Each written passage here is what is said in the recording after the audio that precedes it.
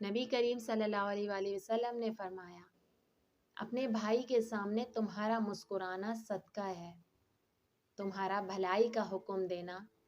اور برائی سے روکنا صدقہ ہے۔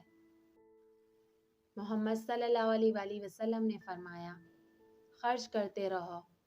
گن گن کر مت رکھو، تاکہ تمہیں بھی گن گن کر نہ دیا جائے، اور سینت سینت کر نہ رکھو، تاکہ اللہ تعالیٰ اپنی نعمتوں کو تم سے بھی نہ چھپا لے۔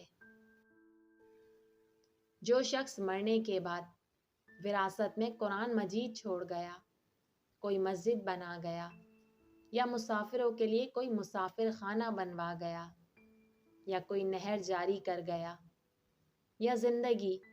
اور صحت و تندرستی کی حالت میں اپنے مال سے کوئی صدقہ نکال گیا، تو اس کا ثواب اس کے مرنے کے بعد بھی اسے ملتا رہے گا۔ اگر تم اپنے دل کو نرم کرنا چاہتے ہو تو مسکینوں کو کھانا کھلاؤ اور یتیموں کے سروں پر شفقت سے ہاتھ پھیرو۔ حدیث پاک میں ارشاد ہے کہ صدقہ کر کے اپنے اور اپنے رب کے درمیان تعلق پیدا کرو، تمہیں رزق دیا جائے گا، تمہاری مدد بھی کی جائے گی اور تمہارے نقصان کی تلافی بھی کی جائے گی۔ رسول اللہ صلی اللہ علیہ وآلہ وسلم نے فرمایا، صدقہ ساحل کے ہاتھ سے پہلے اللہ کی بارگاہ میں جاتا ہے۔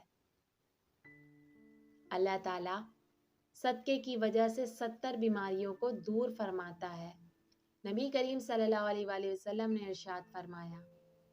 مخفی طریقے سے صدقہ کرنا اللہ کے غضب کو ٹھنڈا کرتا ہے